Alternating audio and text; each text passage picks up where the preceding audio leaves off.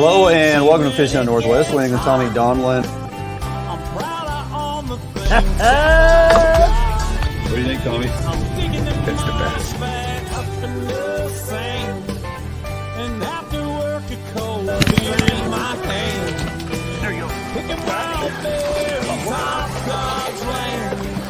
I was not going to drink my buddy's homemade wine, living Northwest wild. Hunting, fishing is my kind of style. I float the Wainuchi when it gets hot.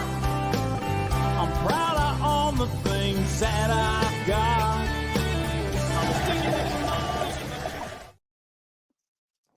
Hello and welcome to Fish on Northwest, New England, and yes, ladies and gentlemen. Hi, kids. Oh, there we are. I'm here. Yes, Mr. Bill Herzog. Thank you for joining me, and we're gonna get into what it took to get you here. Okay. In the absence of Mr. Thomas Donlin. So quite the journey, but one worth revisiting or visiting. Indeed. Yeah. Absolutely. So glad you're here. Got a great show lined up. Want to invite everybody in, and thanks for tuning in today. The program. Again, tons to get through and to, as we do each and every week. And a lot of it revolves around this gentleman to my immediate right. And I know a lot of you are glad to see him back here for yet another episode here at Fish on Northwest. Bill, do you follow Andy Walgamont over at Northwest Sportsman's Magazine? Yes, him and I have the same son with the same name. He has a river and I have a river. How about that? Yeah, so, he's a great writer. He's fantastic. Yes. And so he often puts out things that I pull from and bring to the viewers here, because not everybody gets on there and reads, or folks don't have social media platforms and whatnot. Sure. He posted up an article the other day that caught my attention. And basically, it's an open letter to the Washington Fish and Wildlife Commission on management decisions and science. And it's written by Dr. Kim Thorburn, who previously was one of our Fish and Wildlife commissioners. Mm-hmm. And she was fantastic, very intelligent lady, and just really open-minded. And she was one that sat on the Fish and Wildlife Commission that was on our side, like really working for the people. Sure.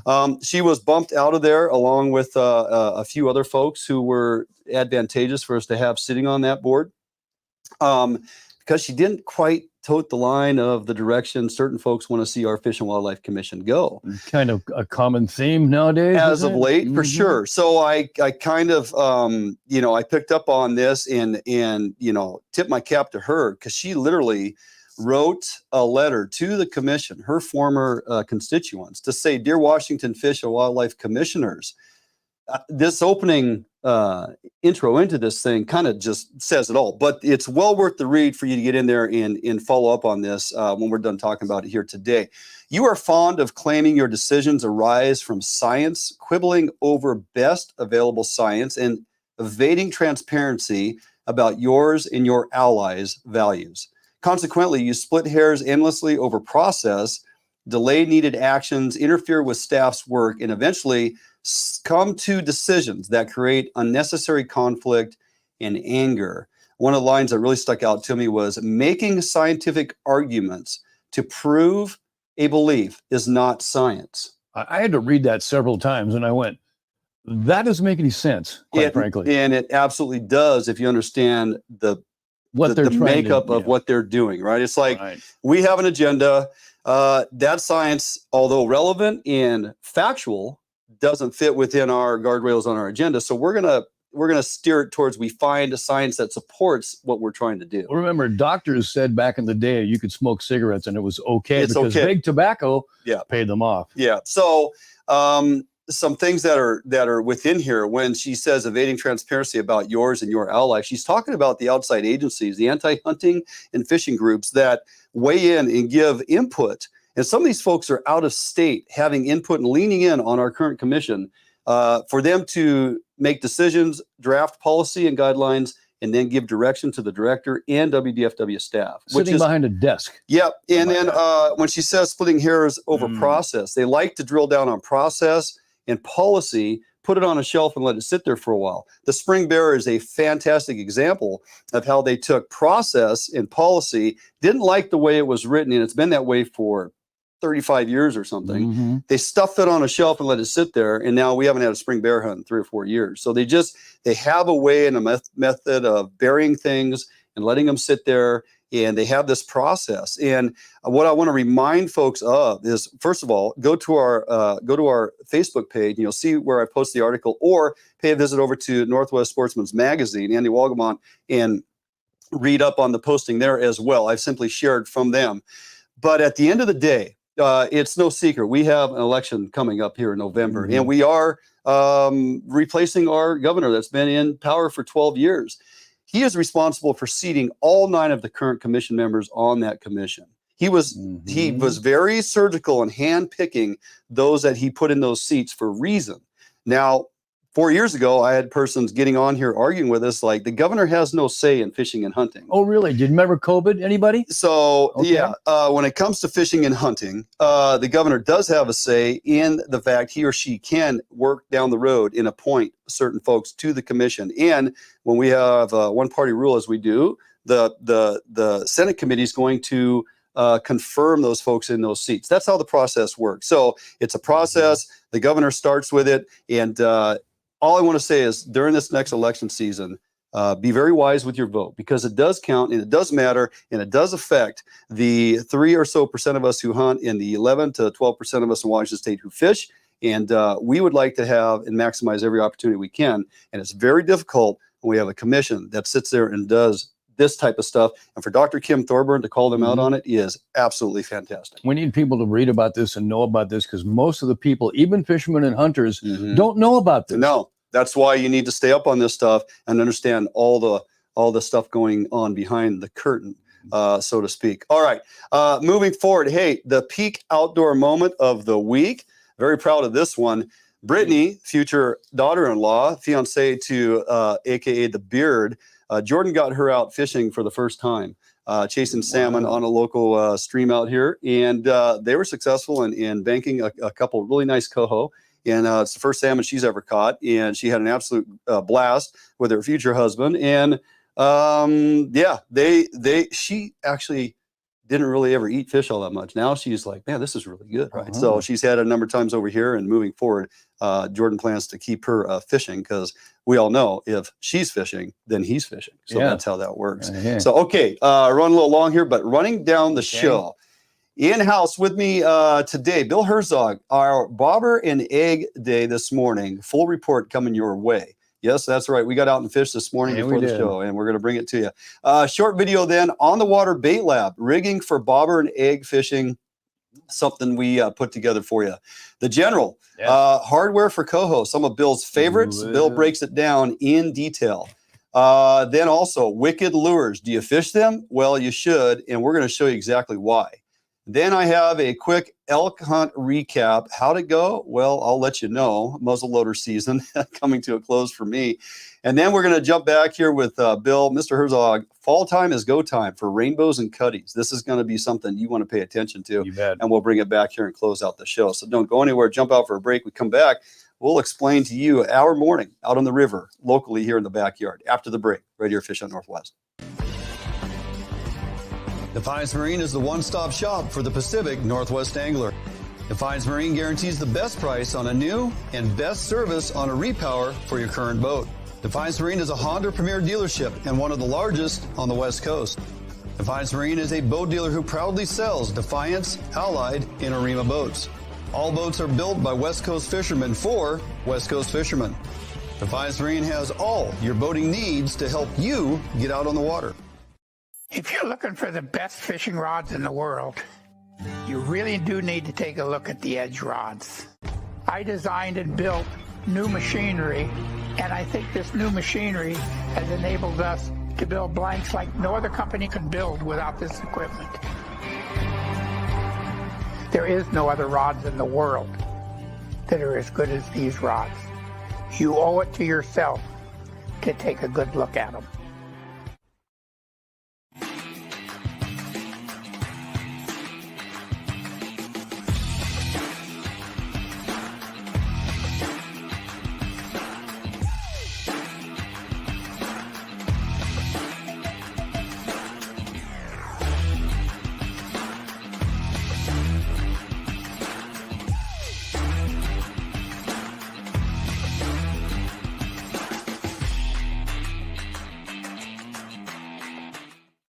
For more than 90 years, you've entrusted one brand to guide you towards living the lifestyle you've always dreamed of. Now you can entrust affiliated Better Homes and Gardens real estate professionals to interpret your needs and help you find the home in which to live your dreams through every stage of your home buying or selling process.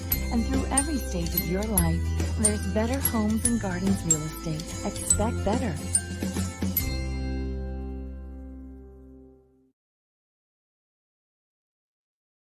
All right, welcome back here to the program. Duane and Bill Herzog in the house. And hey, we got up early and went fishing this morning. We did. And that was it. We went fishing. Well, we did beach a couple, but not the exact species and or the technique we were looking for. So look, I told you as we're going into this thing, I kind of go down and check the boxes, right? And so weather, man, 50 degrees to start off with, a couple old guys hitting the river. Who doesn't want 50 degrees to start out with? Not a breath of wind. Yeah, no wind. No. Yeah, you know, the tide was conducive. We had incoming tide up until about 9:30. Then we'll have a little slack there for about 45 minutes, and we should see some outgoing. Although the outgoing tide, very soft outgo, so we had very minor change in water height and volume whatsoever. We definitely had enough current throughout the morning to keep presenting and all the different techniques we were trying. And we got there right at daylight. We had low light, everything you could possibly want.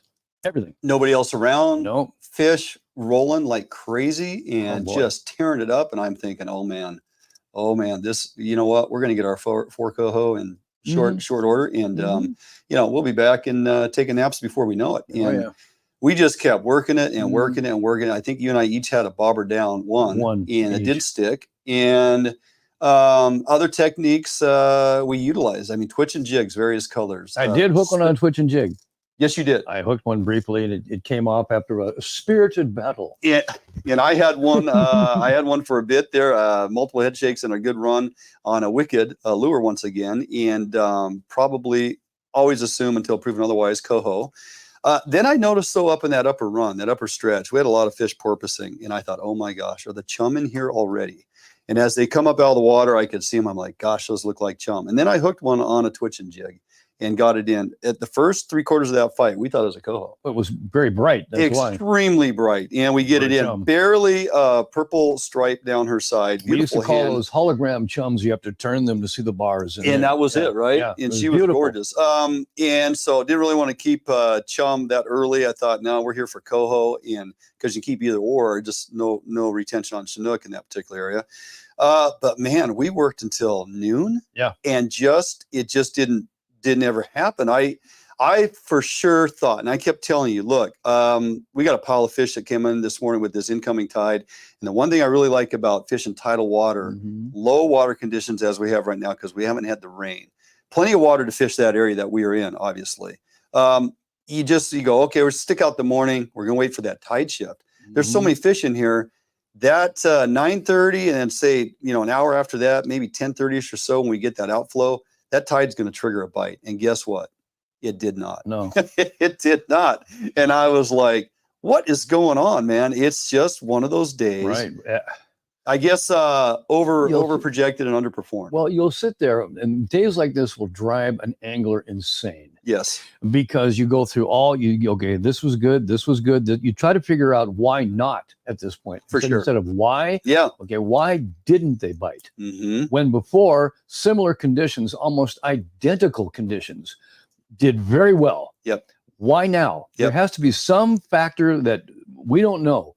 And I guess it's what makes angling wonderful is always the unknown, right? Yes. But when this stuff goes on, when you're trying to figure it out and you can't, it'll drive you insane. And fishermen are, historically we run down our list. It's well, it's the weather, it's the barometric pressure. It's, we didn't have a conducive tide. You find all the reasons why it didn't happen. And today I'm just like, well, look, we had a ton of chum in there. And I can tell you for certain on more than one occasion, I have stood and observed clear water, chum moving in. Those buggers are ornery and they absolutely chase. Have you seen Coho. their teeth? Yeah. Well, they chase Coho and Chinook right out of the hole. They will bite at their tail and they will push them out. Now, I don't know if that was going on and it kept the Coho and the Chinook just kind of unsettled and moving around and not really keying in, or we we just had fish on the move because when we had a pretty good incoming tide and a very modest outflow, we still had water volume. There was a lot of nervous water. There was moving fish coming through the pool. So I think they were on the march and maybe not interested in biting. All that being said, you know what? It was a great morning. Sure. You started out, you came here last night after the Judas Priest concert up in Everett, 2+ hour drive to get here, slept in your vehicle in the driveway because you missed the text that said, hey, front door is open. Come on in. You know, your bed's in the spare room. You know where to go. I think I was so tired I just fell asleep right there. I couldn't get And 2 in the morning, I wake up just by chance. I check my phone. It says I'm here, and that's at 12:31 o'clock in the morning. So I literally come out there and get you. Say, hey, come in. You sleep for 2 hours in the bed. We get up and go fishing. Yeah, it was nap time by the time. I'm telling you, I was looking at you going, we had better catch some fish tomorrow morning. Because I'm dragging you out there. You are killing me. I know. Smalls. Yeah, So, well, I appreciate the effort. Like I said at the start of the show, it wasn't by small chance you just showed up here and we went fishing, and you're here doing the show. It was a journey. You had some windshield time yesterday. I did. You and River got the concert in. I saw Judas Priest, old guys watching old guys, fantastic, and then loud old guys. Yeah, and then you're here to fish and do the show for today. So, nonetheless, had a great time this morning. It was fun. We don't always catch them, but we are always fishing. All right, jumping out for a quick break. We come back. Hey, little bait lab action on the water. Well, take it out of the studio. Bait lab on the water after the break, right here, Fish on Northwest. The new leader in heavy gauge aluminum boats. Allied boats have standard reverse chine and lifting rakes to help you plane faster and run at lower RPMs. Allied boats have several models to choose from, ranging from a 19-foot Mustang all the way up to a 32-foot Liberator. So regardless of what type of heavy gauge aluminum boats you are looking for, Allied Boats will have it for you. Contact Allied Boats today to learn more about these incredible fishing machines. Sportco, an outdoor emporium, is the largest local outfitter in the Northwest since 1975, providing thousands of people affordable outdoor gear. This summer, make your next outdoor adventure more affordable by shopping at our warehouse-style pricing. We are a local Scotty dealer, offering sales, service, and repair. Located in Fife and Seattle, come visit us today. The outdoors await you.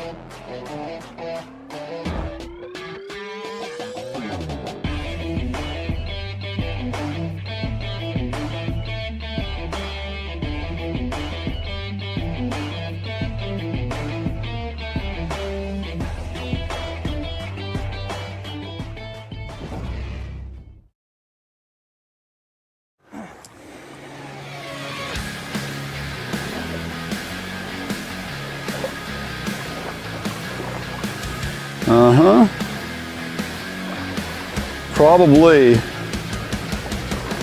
little guy.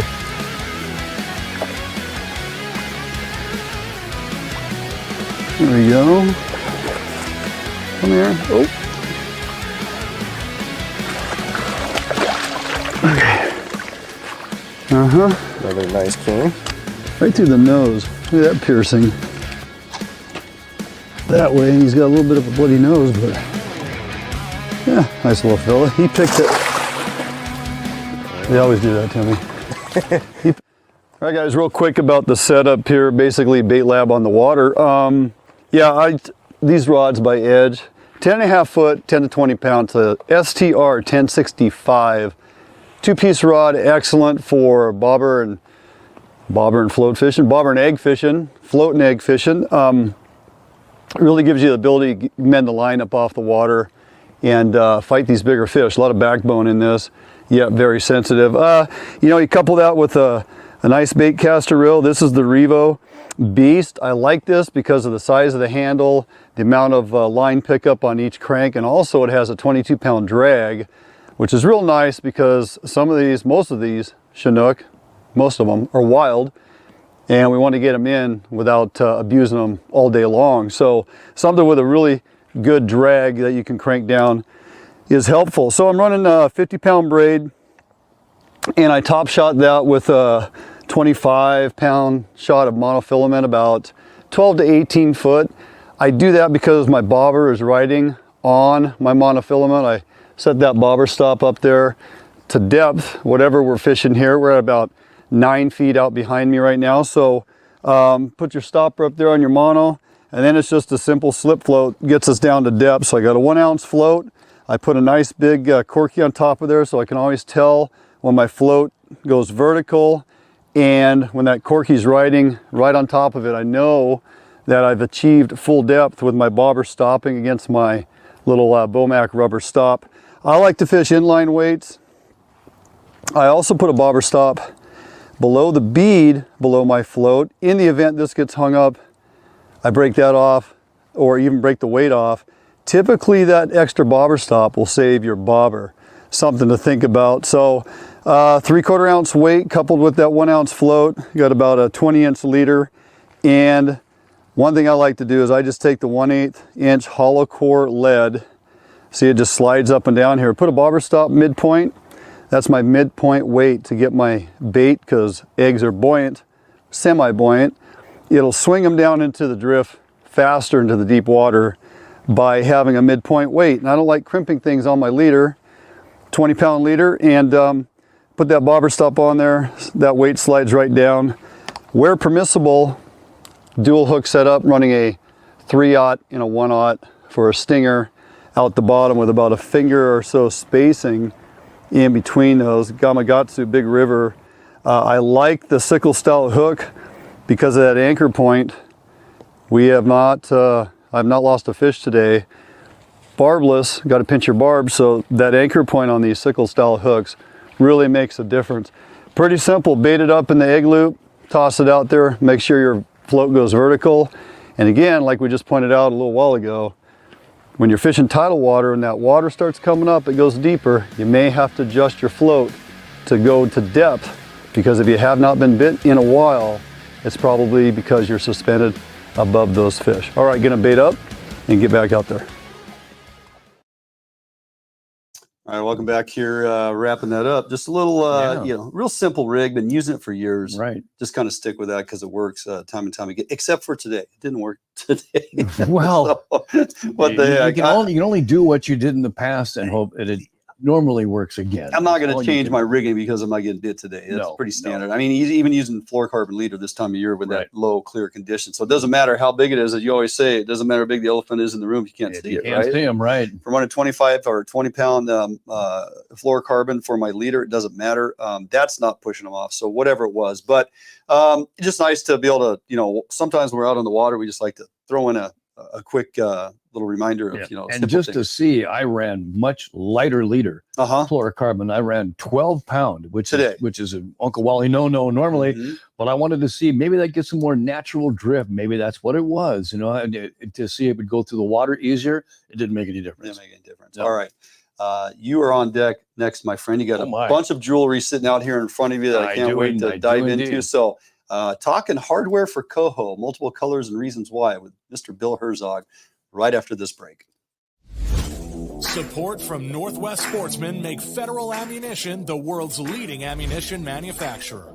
Federal uses the industry's finest materials, giving you reliable ammunition that delivers superb accuracy and optimum performance.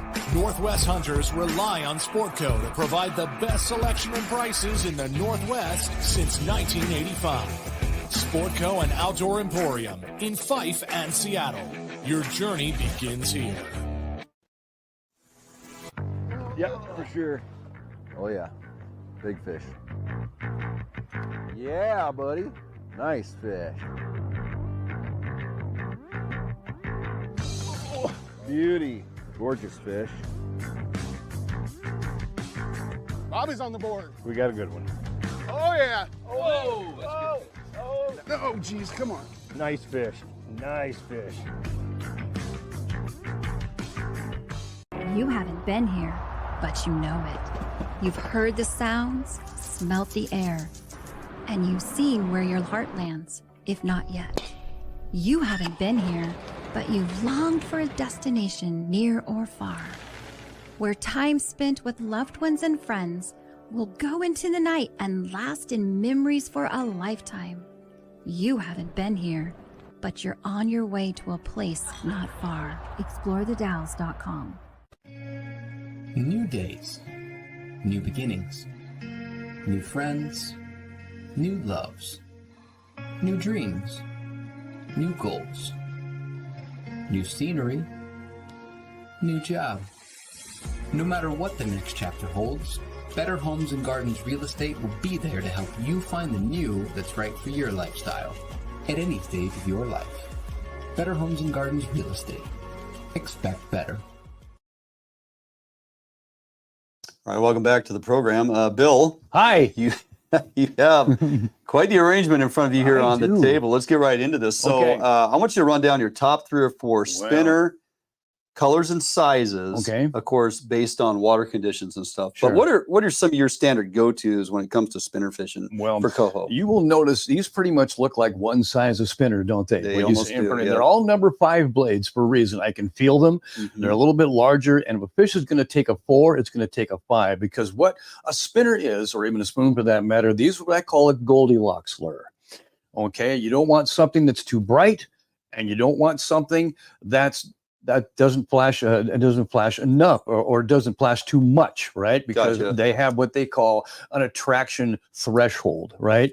You're either going to scare them with too much or not enough. You want to attract them depending on the water conditions. So literally, anytime you have like 2.5 feet to 6 feet of visibility, anytime it's not air clear, spinners work wonderful. I mean, you got to have that in between where a fish has that canopy of color to feel secure to bite. A little bit of staining in the water versus being clear for sure. So I like that 2 to 6 feet. Right. It's kind of your guardrails to stay within there and run those spinners. Well, right when your water drops in from like 2.5 feet, 2 to 2.5 feet of visibility, you want something really bright, a lot of thump, a lot of flash, and I like to use anything with a lot of color, like that sucker right there, man.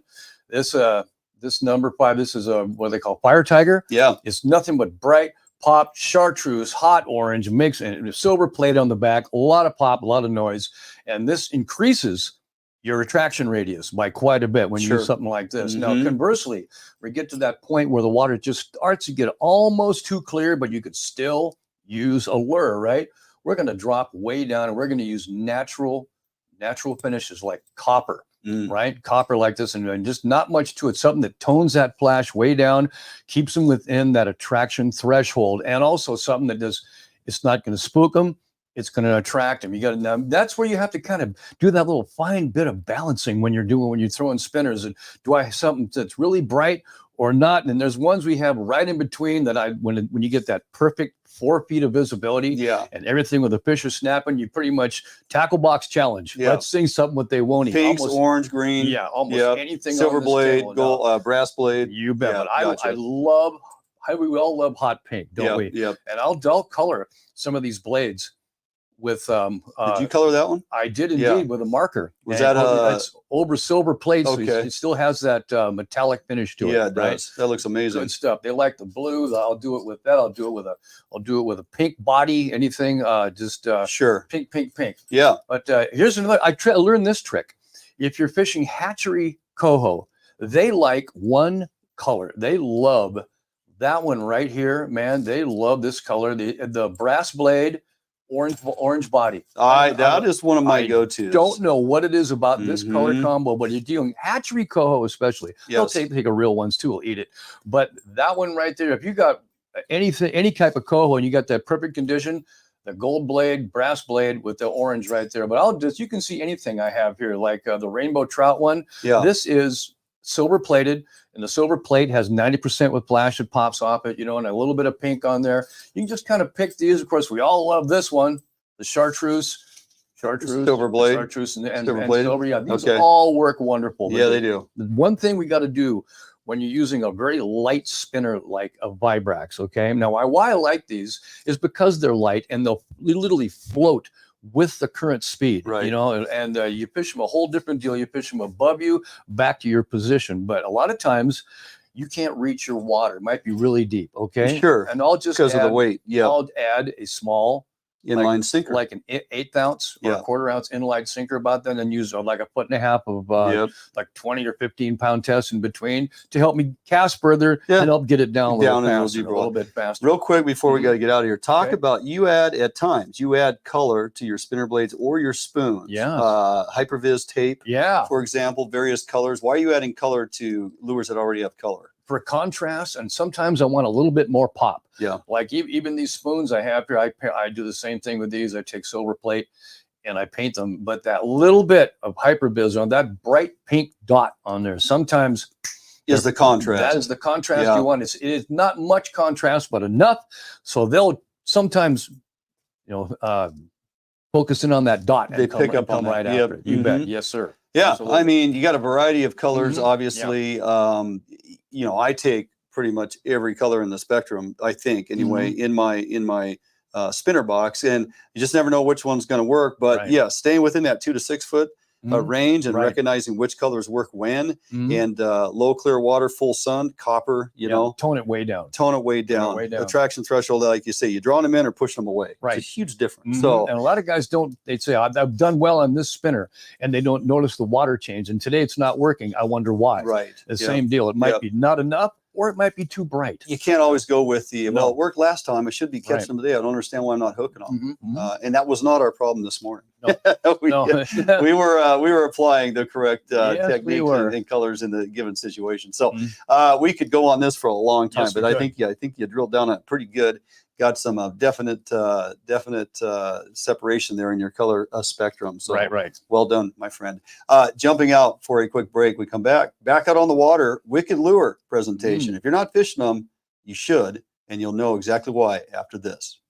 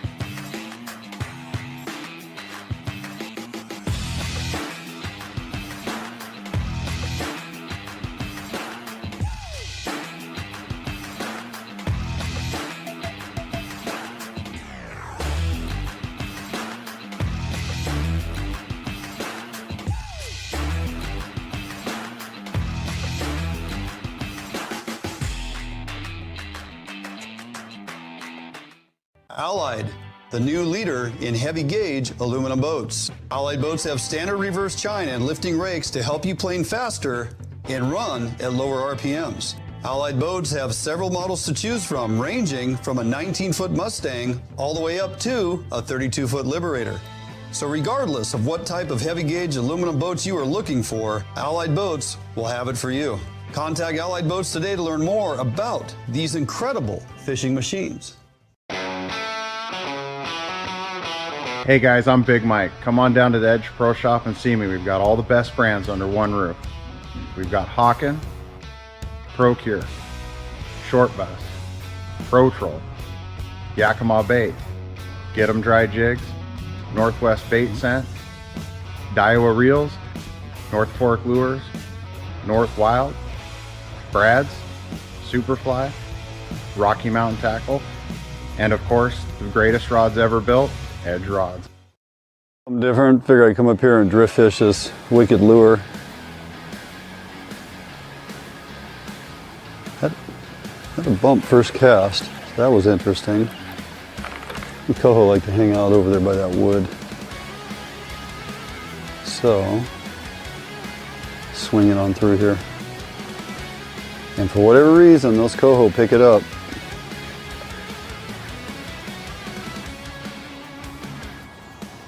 Really got to try to keep it slow, especially with a bait caster reel, because your pickup is typically faster with the gear ratio, so you can overcrank these things really easy.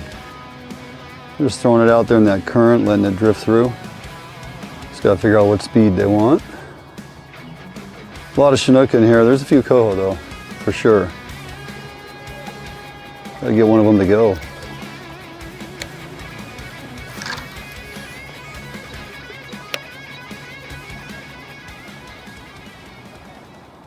There we go. There we go. On. Ooh, that's a nice Coho. I was barely moving that wicked, just letting it lazily go along the bottom, and that son of a gun picked it up like they do. Holy smokes. About ripped the rod out of my hand. That's the thing, man. The slower you are in presenting these wickeds, and we're just fishing an inline weight, just letting it drag along the bottom. There we go. Ah, that's a nice Coho.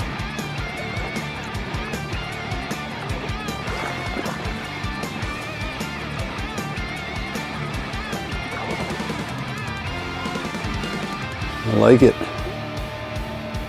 It's coming up at you there, Miles.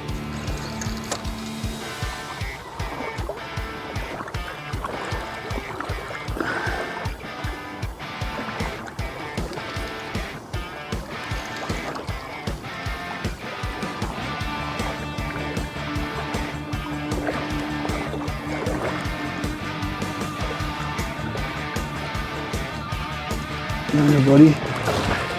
Oh, slippery rocks.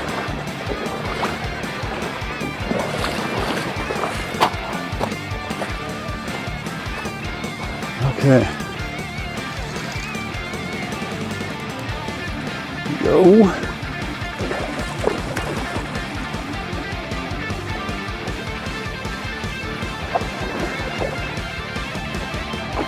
Come on.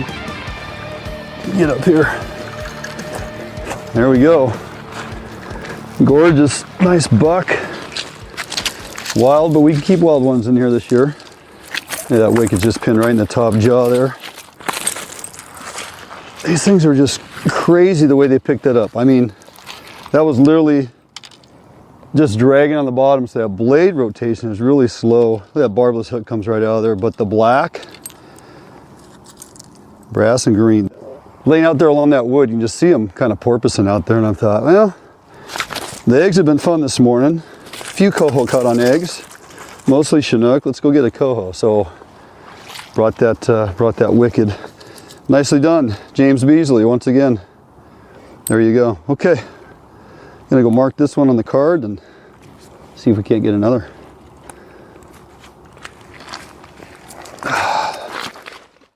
All right, here we go. Hey, welcome to the gear room. Just wanted to jump out here real quick and show you guys the rigging, the simplicity of the rigging on these wicked lures. Didn't quite break it down out there in the field for you, so I'm gonna do it here right now. I like to keep a box of pre-tied, just a handful, a couple different color variations and blade sizes. I have them ready and rigged to go when I hit the river, so I can change them out easily. Now I'm fishing them on that inline sinker, show you that in a second. I like to cut my leaders down to 32 inches, and then I tie a dual lock snap on the end of these. That allows me to change them out without having to retie knots constantly. So it's just a real quick change, very simple to do. That dual lock doesn't get in the way of anything or hinder the performance or hang up. Works fantastic. So pretty simple way to keep that in your arsenal so you can swap them out from time to time. Then here you go, rigged on this rod right here. Inline sinker. This is a ½ ounce rig. Now you can use a 3/8 ounce, a ½ ounce, 5/8, depending water depth and current speed. Again, we're trying to drift fish them nice and slow is your presentation through the drift, and so your weight will vary depending on the depth and current speed. 32-inch leader, there's my dual lock right to the bottom of that sinker, again for ease of changeability when I'm on the river. 32-inch leader right down to the rig as they come right out of the box. Made, here's that green and black. Works so well. And that's it. We're just throwing it out there in the current, drifting it on through. Let that inline sinker barely drag along the bottom, and you're gonna find yourself into some fish. Pick up some of those wicked lures and give them a try. Now we're jumping back into the studio. All right, there you go. A little presentation on the Wicked. There you go. They work. All has to do with that rotating blade. It's so important. That Slow blade speed is everything. Isn't it though? Yes. Whether you're fishing a Vibrex, like you pointed out earlier, or, dragging those in line. But that's really become an additional component in my arsenal because it has a place. Right. And when the water conditions are right. And I liked, one thing I thought about, if I'm putting a 5/8 ounce weight on, you probably are in a little bit, almost too fast of water. Sure. So, or keep that in mind. Maybe you need a deeper presentation, to get it or down you're trying to reach in bigger water. That is the other reason for. So I'm not advocating you put that 5/8 out just to try and keep that thing, down in something that's moving too fast. It's just whipping through there. Sure. It has to be a slow presentation, that downward trajectory, that downriver line belly that kind of swings that through the drift and gets that auto rotation going on that blade. Not a mechanical rotation where you're reeling and it's spinning really fast, right? You know what that does? Yeah. It creates lift. Yes. Anytime you have a rotating blade, a spoon spinner, anytime you have, it creates lift like a water skier being pulled through the water. Yeah, good point. If you have the less, plus every slower thump that you make like that, there's more vibration and more reflection coming off of that lure. Gotcha. Keep it slow no matter what you're doing. Upstream, downstream swing, no matter what, a blade needs to go slow. Yeah. Couple questions, Bill, from your spinner presentation. Yeah. From Nick Patosa. Bill, what colors tame the attraction radius while being able to use the same size of spinner or spoon? Well, you can see here, I like to use the spoons. All look almost the same, don't they? Number 5s, and I'll throw a 2.5-inch spoon, oval spoon like that. I'll just tone the colors down. Is all I'll do. I like to use the same color because it's like a fly fisherman using the same sink tip no matter what. He can throw it downstream if he wants to keep it from sinking. You can throw it upstream and mend to get it down. I know how deep these will fish all the time in one size. Gotcha. I don't have to switch sizes, and all I have to do is change the colors. I know how deep how fast they're going to sink. I know how fast to fish them and where they're going to fish the best without having to change lure sizes. Yeah, good point. Then additionally, Nick says, Bill and Duane, you guys preach UV and I'm on board. Have you experimented with glow colors in low light or off color conditions? Yeah, absolutely. Well, I just showed you you got that one right there. Right there. I spray paint glow on the back of some of my spinner blades just so I can just for that fact. I don't want full glow, although you can do that. You can run full glow if you'd like, but then you shouldn't be using lures. If you need that much pop, you need to be doing something different. But just put a little bit of glow on there. Never hurts, especially early in the morning. And Duane, when do we use UV? All the time. There you go. And not to mention, I mean, the proof is in what's worked for years historically. Look at Puget Sound. We're going to depth, low light conditions. You got to have glow and UV. Bingo. So just because we're not as deep, but if you have limited visibility and limited light getting through, you got to bring the light down with you. Yes, and you got the UV light penetrating deeper than natural light. Yeah, you key in on your UVs and your glows, and you put both together. Even if you're in the river environment, for sure. All right, jumping out for a quick break. We come back. I'm going to walk you through a real quick little recap on the recent Muzzleloader Elk Hunt after the break right here, Fishing Northwest. I make my living catching fish, not only as a tournament angler, but as a guide as well. Catching fish is important, and Gamakatsu hooks for me, they kind of help take the luck out of fishing a little bit just because they're a high quality hook. Obviously have a really good reputation for being very strong and very sharp. Gamakatsu, I use their products every day in the boat and, big part of my success.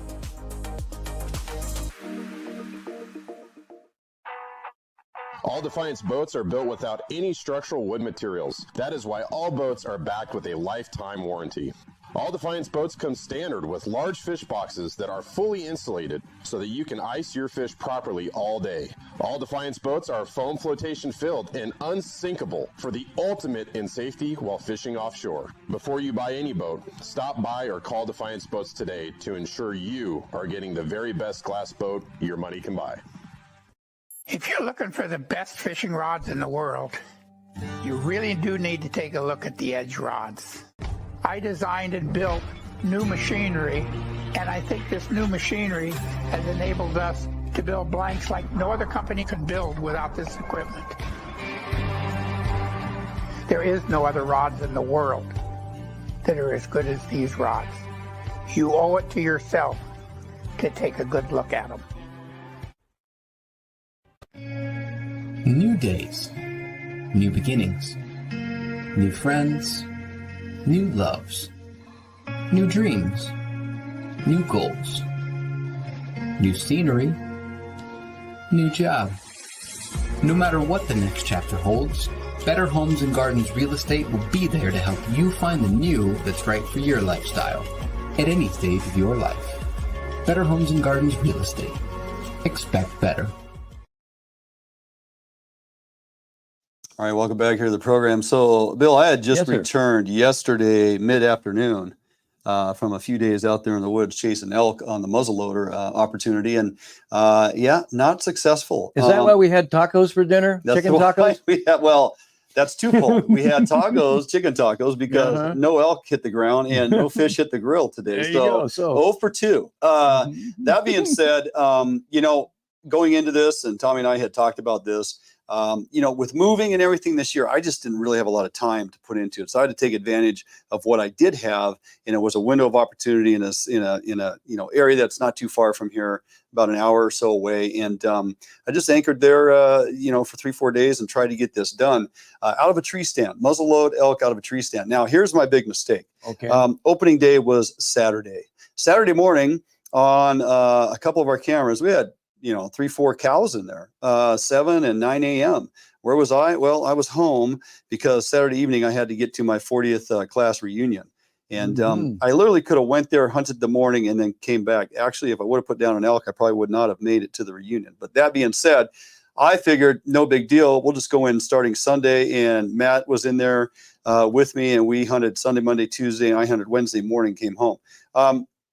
Interesting weather once again. Last year it was similar, same. We had 80-degree temps last year during muzzleloader. This year, 75 on Sunday, 80 degrees on Monday. And what's interesting is the morning started out relatively cool. Like Sunday morning, it goes down to 34 degrees, which I was not anticipating.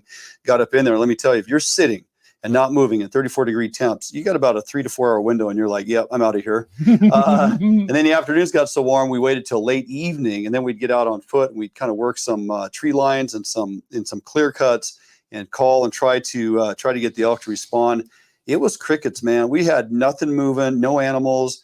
Day 2 was similar in fashion as far as weather in morning and afternoon, and tried to get out and get the elk moving. The third morning, which would have been Tuesday morning, walking in, Matt and I bumped a couple animals. One sounded pretty heavy on the hoof, crashing through the brush in the darkness. The other one sounded like a deer getting out there. Then about half an hour before daylight, we had a bull elk bark at us, which either he winded us, which was surprising because I'm really good with scent cover.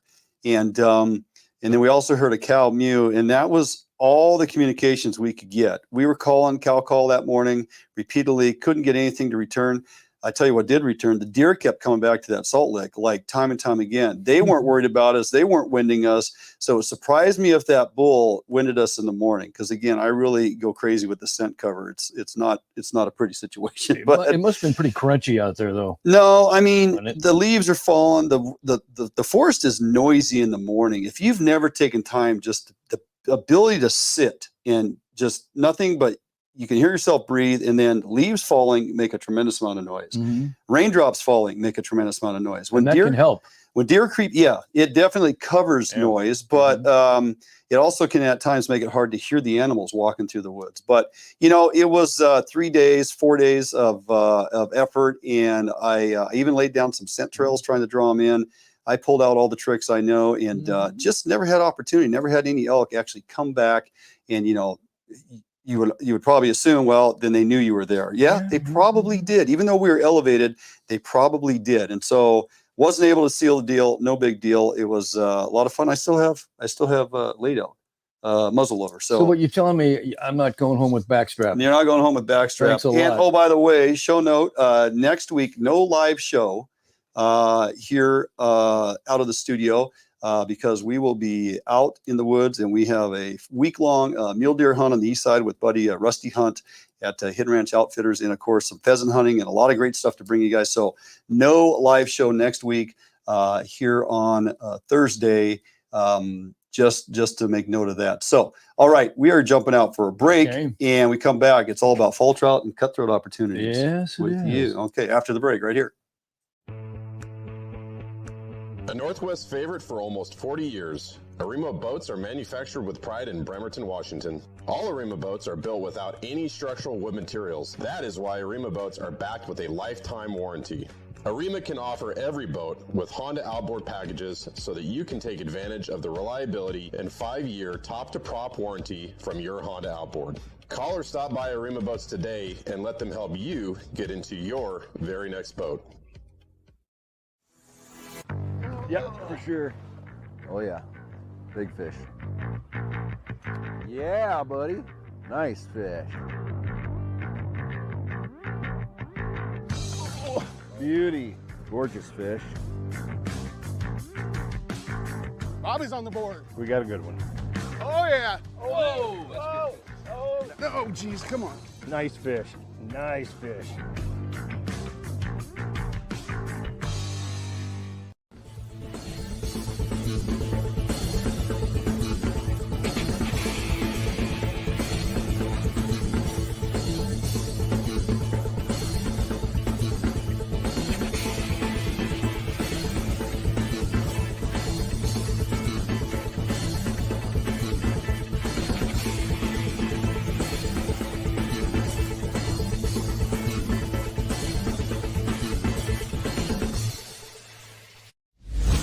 Support from Northwest Sportsmen make Federal Ammunition the world's leading ammunition manufacturer.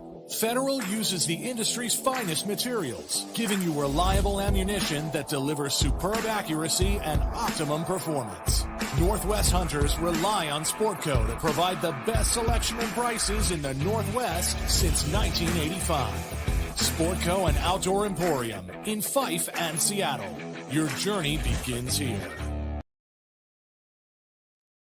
All right, welcome back here in studio. So, Bill, one thing you are very passionate about this time of year in the fall season, not just chasing salmon, but great opportunity for trout and cutthroat fishing. I'm telling you, well, the rivers are all getting cooler and those fish are starting to fatten up. They sense the urgency and they're eating, which means they're going to take a jig. They're going to take a spinner really well. You know, I'm telling you, man, if you want to catch big trout, now's your opportunity. And who doesn't want to go out and see the foliage this time? You're especially by my house. The foliage, yes. Foliage, yes. Everything's very orange and yellow. And everybody seems to have left too. They're either hunting or gone for the year. Now is the time if you want to go trout fishing. So twitching jigs for trout, big rainbows and big cutthroat stuff. Twitching jigs for you the last, I don't know, 4 years or so. Maybe.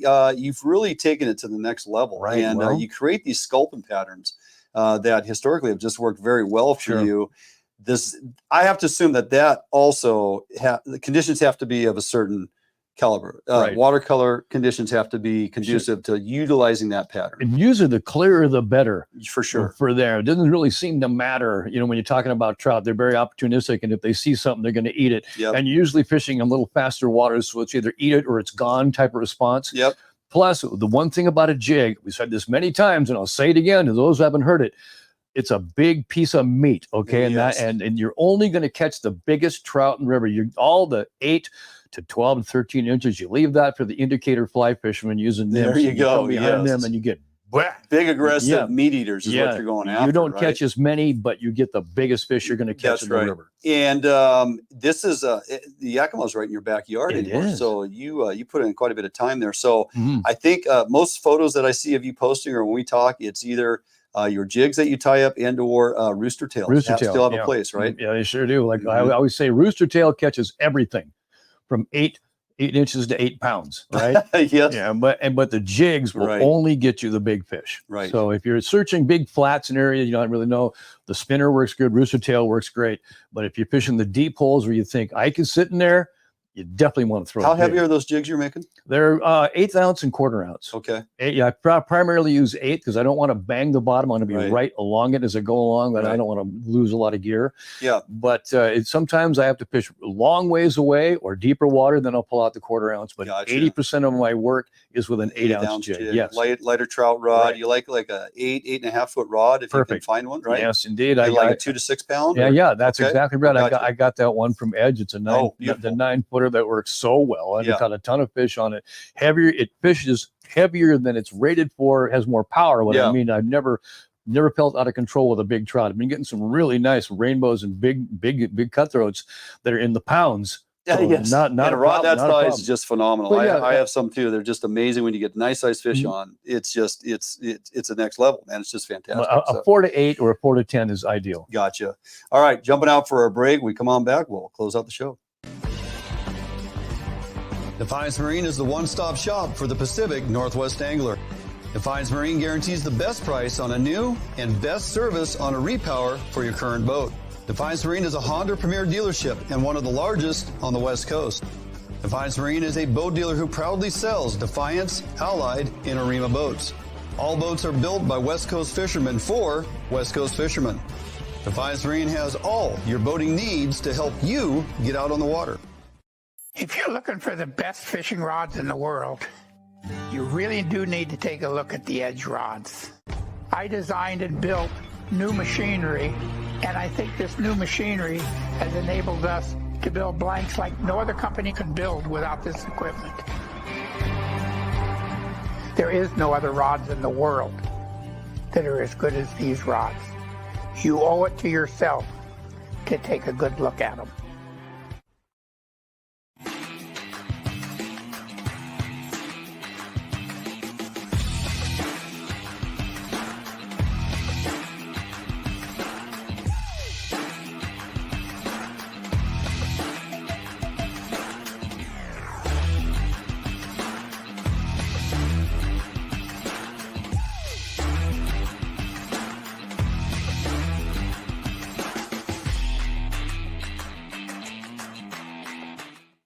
For more than 90 years, you've entrusted one brand to guide you towards living the lifestyle you've always dreamed of. Now you can entrust affiliated Better Homes and Gardens real estate professionals to interpret your needs and help you find a home in which to live your dreams through every stage of your home buying or selling process. And through every stage of your life, there's Better Homes and Gardens real estate. Expect better.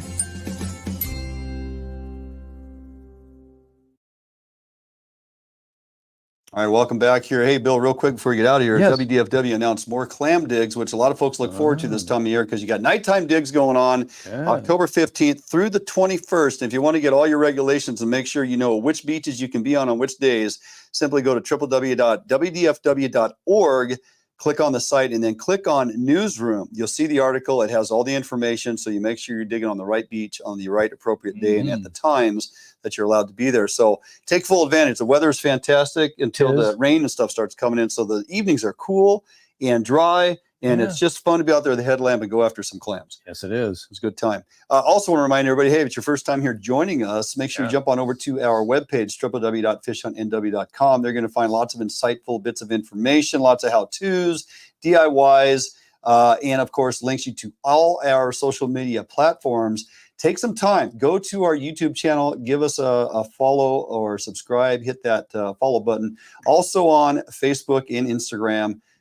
Check out all the social media platforms because we're extremely busy there. Then also take note of the Edge Rods discount, FHN20 at checkout. You're going to save 20% on all Edge Rods all the time through Fish Hunt Northwest. And, of course, Phelps Game Calls. You still got time to get your calls in as waterfowl season is here. Fish Hunt NW10 at checkout. Going to save money on your calls. And you, my friend, Me. Man, windshield time and grinding along the road. Judas Priest, and now you're here. I'm here to tell Two you. shows in 24 hours. You bet. You just wait until the next couple of weeks. You want to talk windshield time? Oh, yeah. And there might be a steelhead or two in the future. Do we say what's opening? Well, just take a look at the WDFW site and figure it out for yourself. Okay, we ain't going to say too much right now, but we will talk to you about it after successful and I will show you pictures, my friend. It's going to be fantastic. Hey, I want to thank Bill Herzog for joining me in studio. Reminder, no live show next week. No live show next week. We'll be out there hunting some deer, some pheasant, chasing some walleye, doing some really great things in the field to bring it to you as we do each and every week. Have a great week. Have a great weekend. Get out there, get something done. We'll see you next time right here, Fish Hunt Northwest.